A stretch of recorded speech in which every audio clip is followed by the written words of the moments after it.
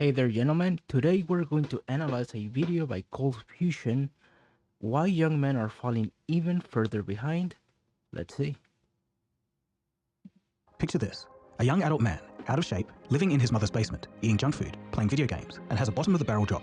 For a long time, this has been comic relief in popular culture. What self-respecting 30-year-old would have such a life? He's obviously a loser who doesn't try in life, so we can laugh at this character to make ourselves feel better. 25 years ago, this situation was seen as comic relief, and I'm not just saying that. This clip from the year 2000 is from a show called Get a Life, and it features the main character, Chris Peterson. Let me just say this as precisely as I possibly can. You're 30 years old. You still live with your parents. You're losing your hair. And you're stupid. Yeah, I think that just about covers it. Now this scene doesn't exactly ring the same in the mid-2020s. It's fairly common today to have men in Yeah, it used to be for comedy, but right, guys, things are horrible today. The economy, there's no sane 30 or 35-year-old guy who can't see how fucked the economy is. This is all economics. their late 20s and early 30s living at home. In fact, in the US, 55% of 18 to 30-year-old men still live at home. In Australia, that number's around 54%. And guess what? It's going to get even higher. The concept of the nuclear family is pretty much done. There's no way that let's, even if you do the basic math, right? Let's say you end, most people say, once you have $70,000 a month, a year, your problems are not super. They're more emotional than financial. But that is so much bullshit. Let's say you pay. Let's say you're getting paid $70,000 a year.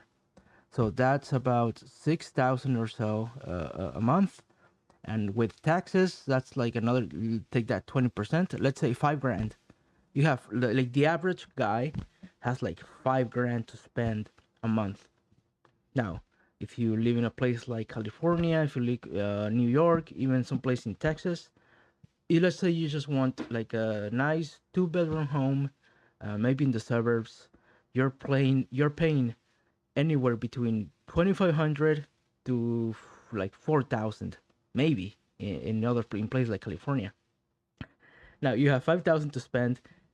About 60% of that is just for rent. Then you have bills, and then you have groceries, and you have all the expenses you need, and of course, you need a life, you need entertainment. You with a 70K salary, you can barely exist in the US. You can barely take care of yourself. How in the world are you supposed to start a family? How in the world are you supposed to, be a man, be the leader of the home? It's 100% impossible, and it's going to get worse. And it's just, the US is done. It's cooked. It's going to get so much worse. The inflation, the fucking printed money overseas, giving money to Israel, all these other countries. It's going to get worse. There's no other way to say it. It's going to get worse. Thing that people joked about in movies or on TV 25 years ago is basically the norm today for men. Women are doing better in this department, with less of them living at home, but also they're doing better in education. In recent years, this issue has taken the limelight, and it's got a lot of people asking, why are young men falling? I mean, if you're a relatively attractive woman, you can just move with a guy, and he's probably going to help you pay with rent or bills. Of course, they don't have the same issue. Of course not. They have a get out of jail free card. This is insane. Behind. It wasn't so long ago that men enjoyed a clear advantage in American society. But these days, a different story is emerging. Men and boys falling behind. Boys are not simply falling behind relative to girls, but they're falling behind in absolute terms from prior generations of boys. If a group is falling behind in society, we don't tell them to pick themselves up by their bootstraps. We spend billions of money in taxpayer-funded charities. No one's going to do that, guy. There's no incentive by the government. There's no incentive by society. They're just gonna keep putting you guys down. They are fucking the economy, and they're trying to gaslight you into just keep being a servant, keep being a blue collar slave. It's insane. The amount of propaganda that's thrown down our throats. It's hellish. It's extremely bad for our psyche and for our mental clarity. That's why you have to get out of here as soon as possible. Move to Latin America, Eastern Europe, Southeast Asia. Either through freelance or owning your own business or doing it remotely. I say, if you can, go freelance, number one, because it's easier to manage clients and lingo clients. owning your own businesses, it's a lot harder than it sounds. There's a lot of work going on. You're working like 70-hour weeks. It's not good for your mental health, but it has a payoff if you're successful, of course. And if you can do it remotely, just do your job remotely if possible. If you can't, just get the skills, guys. It is hard at the beginning, of course, but just get the skills. Like I said, I've been doing remote work since 2015 before it was a thing. Just doing creative stuff with creators. I used to be a writer. Then I moved to like a manager, like strategist sort of thing for some big YouTubers. Now I'm managing one of the biggest podcasts in the world. It's so much, it's so freeing when you have your own schedule and you develop your own skills that is not tied to like some bullshit job in some office somewhere. Like, develop your skills. It's going to take time, of course. Just do it, guys. Like, it's so, like, the quality of life is so much better in places like Mexico, even Mexico. There's a lot of like fear mongering about narcos and drugs and violence, and of course there are sections, there are zones, there are places that you it's like a red zones. You don't go there, but it's like a thriving metropolis. I mean, let's put this perspective, right? When I used to live in California, in a little town called Fremont, we used to pay like $3,500 $4,000 for rent, for like a 3 bedroom in the suburbs, and for the same amount of price, for like $1,000, you could get like a hotel, like not like hotel, like a freaking almost like a penthouse in some places in Mexico. With $2,000 for sure, you can get like a decent penthouse and like a middling suburb. Like, your money goes so much further, your quality of life so much further, your status as a guy goes so much further. It's not even close to the joke that has become the US. And think tanks to try and work out what's going on and to try and bring them along for the ride. That's not happening with men. They don't have a stable job, a wife, a white picket fence, or little rugrats running around the house. They can't afford They often one. try to follow their parents' way of can't. life, but it just doesn't work. It seems somewhere along the way, they messed up. They think to themselves, I choked, I got lazy. But is it really their fault? Or is it a failing system? It's 100% the system. The system causes your mentality. It's now clear that there are many boys and men who've fallen behind, and that we have to be able to think about gender inequality in both directions. One thing that makes that hard is that the changes have been so quick, so rapid, that it's hard to update our beliefs to match the new facts. It's a bit like the needles on a compass swinging round. Suddenly north is south and south is north. It's really quite disorienting. But it's clear that on some measures at least now men are lagging quite a way behind, not least on college campuses. That reflects the fact that boys are trailing girls throughout the education system. It's so many factors, it's hard to pinpoint exactly what went in high wrong. school, measured by GPA, are girls. And 2/3 of those at the bottom are boys. And it's not just in the US. If we look at the 20 most economically advanced countries in the world, there's on average a 13 percentage point gap in the share of young men and young women with a college degree, with young women much more likely to have a college degree. And All right, let's take a quick look at this graph. Can you see, guys, what's in common with all these countries? Western countries. It's because they're inflating the dollars. They are wasting money in social bullshit programs. They have these weird freaking curriculums in school. Of course, if there is such a discrepancy between men and women, it's probably because something is going on between these countries. Mainly, of course, it's propaganda, social media, TV shows, whatever. I think that's like a minor reason why this is happening. It's 100% the economy, guys. Like, just take a look at the way we've devaluated the inflation. Of course, a lot of these countries have their own currencies, but truly they are trading within the US dollar. The US dollar goes down, then everybody in savings goes down, then the wages stagnate, they inflate it. It's never going to fix itself. They don't have the incentives to fix it. They don't have the incentives to fix it. You have to fix it yourself. And of course, one of the solutions is just to get the fuck out of here, invest your money somewhere before it all goes to shit. young women with a college degree, with young women much more likely to have a college degree. And in some nations, the gap is much bigger. Just last year, in a Wall Street Journal article titled, "America's Young Men Are Falling Even Further Behind," journalist Rachel Wolf decided to follow a family of 6, the Morenos, all in all a normal family. The thing was, while their only daughter recently graduated from business school and got engaged, her 3 brothers, well into adulthood, are still living with their parents in their childhood bedrooms. When the father was asked about the situation, he stated, quote, "Something is amiss here. We love them. We love having them around. But that's not how you build your life." End quote. When they asked one of the sons, Daniel, they if he can't shared build this a concern, life. he said, quote, "I just felt so lost. Nothing is really stopping me. It's just myself standing in my own way." End quote.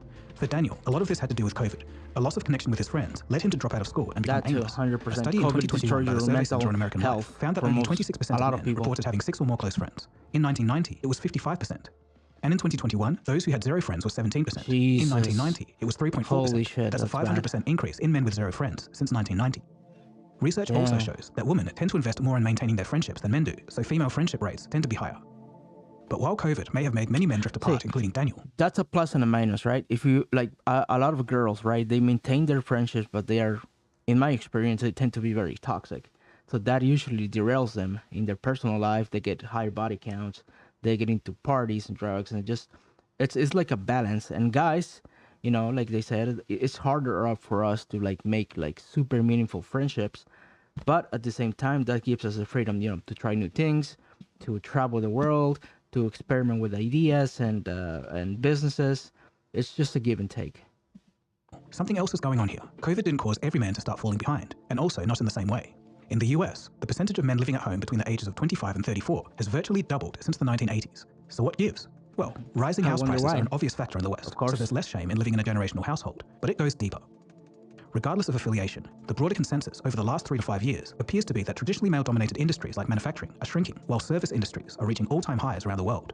And those sectors are the And ones that men aren't conventionally AI trained is going to excel in. take it over in the Just next the 10 statistical years. reality was young men had a 100%. disadvantage. There's and no that's way not all. back.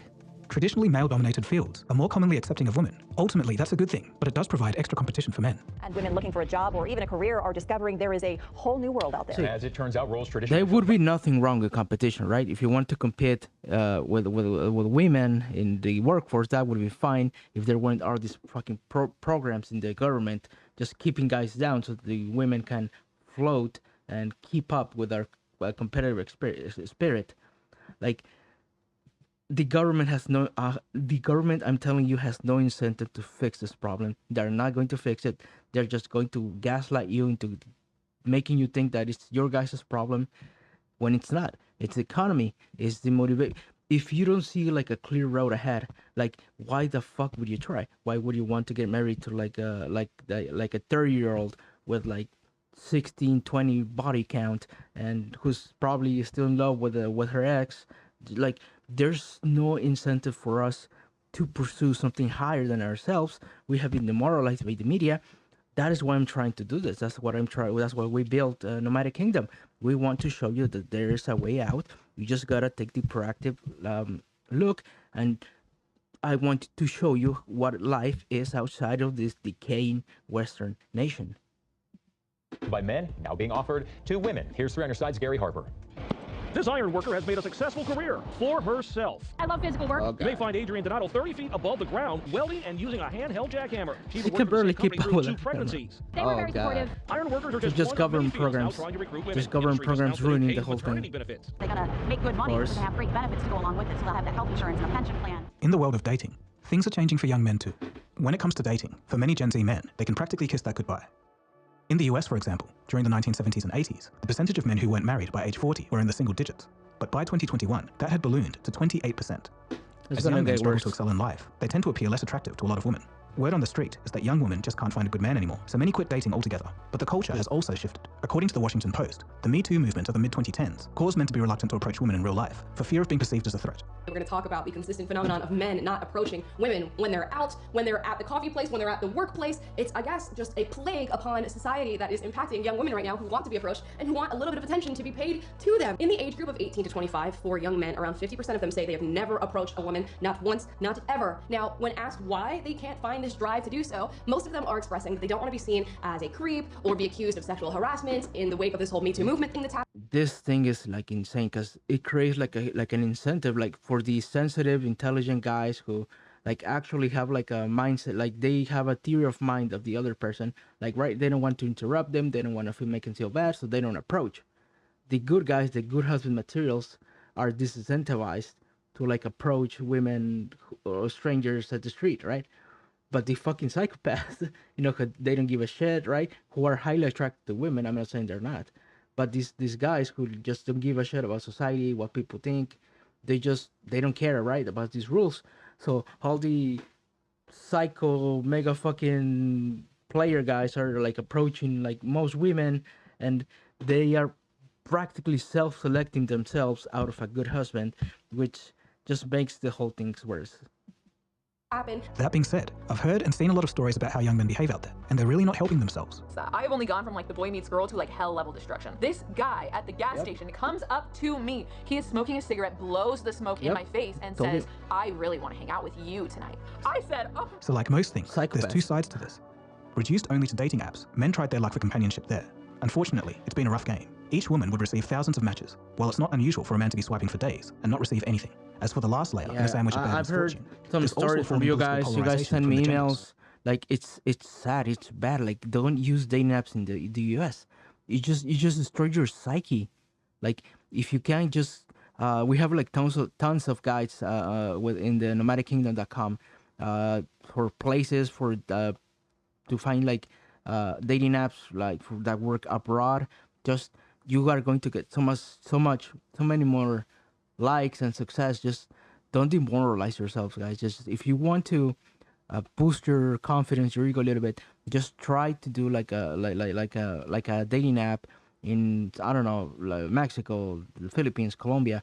You're going to see that you're actually valued out there. Gen Z men are swinging conservative, while Gen Z women are more liberal. The end result is a silent gender conflict among young people, and more young men end up being single than ever before. Even the men that are doing better, the ones that are out of the house, possibly married, and building families, there's still remarkably similar issues. As Richard Reeves puts it, quote, the sense a lot of young men have is not being sure that they're needed, or that they're going to be needed by their families, by their communities, by society, end quote. Both groups are now struggling more than ever to find a driving force, find meaning. They are losing a sense of purpose. Around 2016, the dialogue around young men and a loss of sense of purpose started to gain traction. In the Western world, it was most famously expressed by the confusion in why figures like Jordan Peterson and Joe Rogan were suddenly popular among young men. A decade ago, these online personalities filled a hole which was routinely They attacked overlooked as these a target guys audience, and male role models for young men. Lord and behold, Like it or not, we got the online Andrew spheres Tate. they created provided direction to young men who found themselves aimless in a rapidly changing world.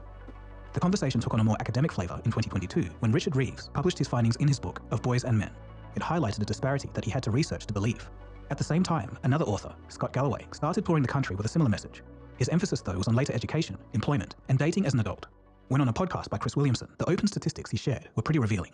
I have friends who have 2 daughters and a son, and I'm saying this metaphorically, but loosely speaking, the daughters at Penn, the younger daughter's working at a PR firm in Chicago, and the son is in their basement vaping and playing video games. Young men, 7 to 10 high school valedictorians are girls. For every 1 male college graduate over the next 5 years, there's going to be 2 female college graduates. 93% of mass shooters are men, 3 times more likely to overdose, 4 times more likely to commit suicide, 12 more times more likely to be incarcerated. They do worse in single-parent households. For some reason, it's really sad, guys. It's really bad. Like I think these numbers are not as tragic as the real thing. It's just without hope, without a family, without a future, without being able to be respected as the man of the house, how in the world can you build like a cohesive family where you're respected? Because I think that fundamentally women and men love differently, right? For a man to be loved, you have to be one competent and you need to be respected. But how can you be respected when you can't even raise a family in a single I guess income, and now you have your wife who is expected to also work full time. You have no time with your children. Your children are getting indoctrinated by society, by these awful schools, by this curriculum, by these crazy weirdo leftists. Like they're like, you don't have a corner of your own anymore. Like if the best you can do is like a suburb, working like a dead end job with your wife and yourself and maybe a couple of children, but you're working 40, 50 hours a week, you barely have time for yourself, you're stressed by the bills. Like, what sort of life is that? It's not a good life. It's a depressing, horrible life. Like, you don't have to like travel abroad just to find a woman and be traditional. If you are having trouble here, you can do that so much easier over there. But if you have a partner here, if you have like a girlfriend, a wife, a whatever it is, just both of you, you just move, get remote skills, start your own business, go freelance. Your life as a couple is going to get so much better if you just can spend in local currencies while you earn in dollars. Girls have the same outcomes in a dual parent household versus a single. We have more single parent households. Our education system is biased against men. Men on a behavior adjusted or boys on a behavior adjusted basis are twice as likely to get suspended for the same infraction as a girl. 2/3 to 80% of all primary and secondary teachers are women, and understandably, they're going to champion little girls who they see themselves in. Galloway also explains that the lack of attention to impulse control in young men borders on criminal neglect. Not only that, but according to both Reeves and Galloway, this lack of focus has all but guaranteed that, in an equal sex opportunity system, placing an 18-year-old male next to an 18-year-old female for a job or college application puts men at an immediate disadvantage. Yeah, the delta I've heard, that's striking. The delta I've heard is 2 years. But even if you think about 2 years, you basically, if you have two 18-year-old people applying to college, basically the 18-year-old is competing against the 16-year-old. So imagine you're in 10th grade applying to college, and all the girls are in 12th grade.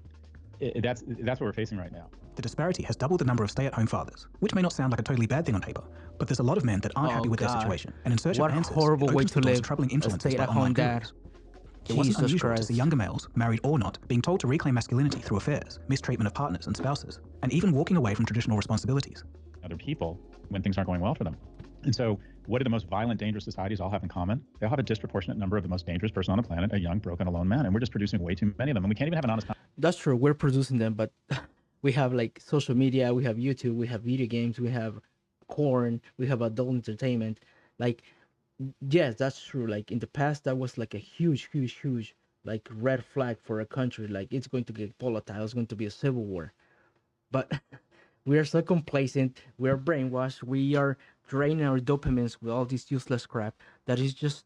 I don't think it's going to be like a revolution, like a Joker movie style freaking society that's going batshit with all these incels just going out and destroying society.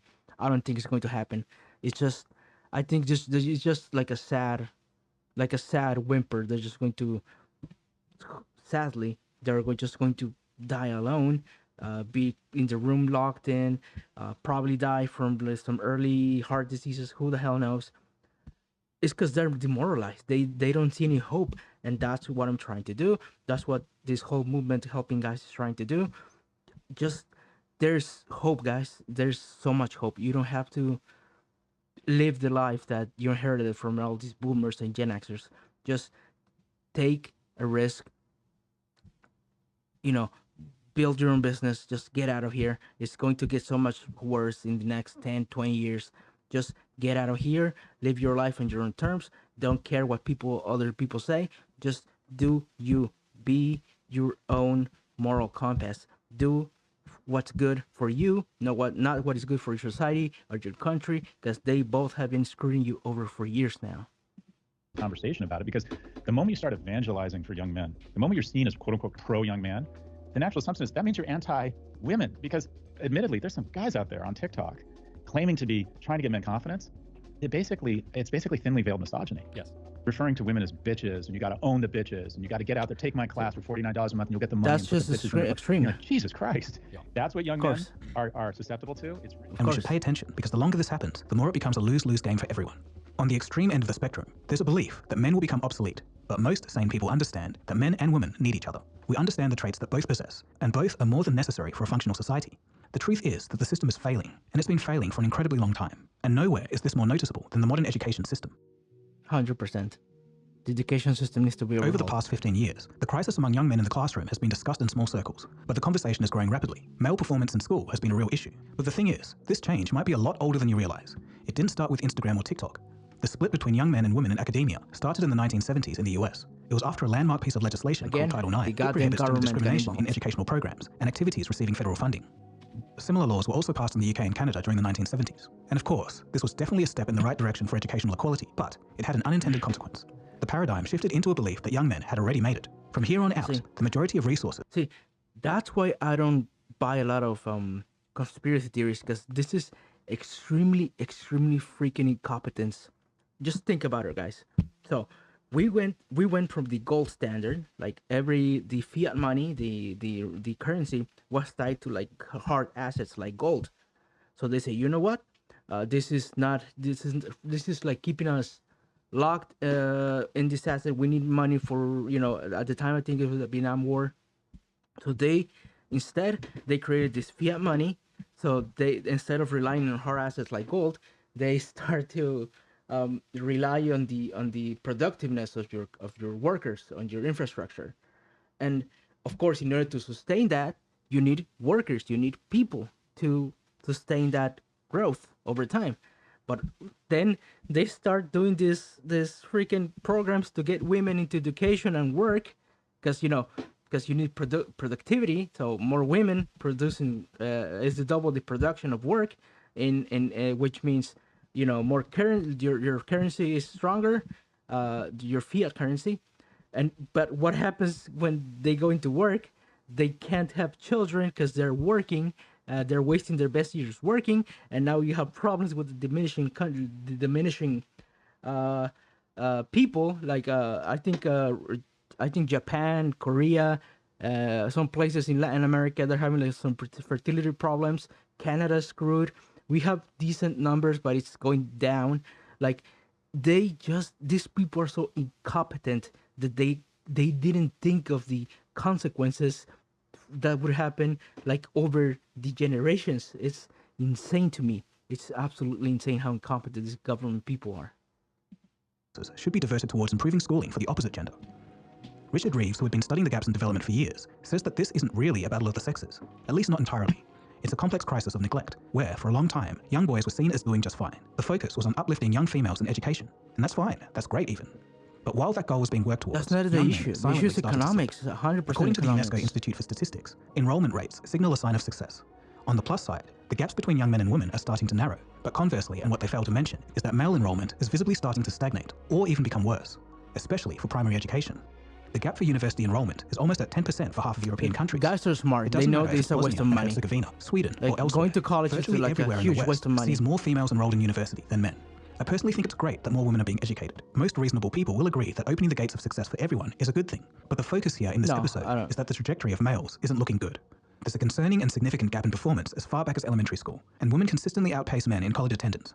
A New York Times survey found both male and female teenagers, when talking about those closest to them, say this. 2/3 of both genders agree that the young men that they study with are more disruptive, lack leadership skills, and have difficulty relating to teachers in the classroom.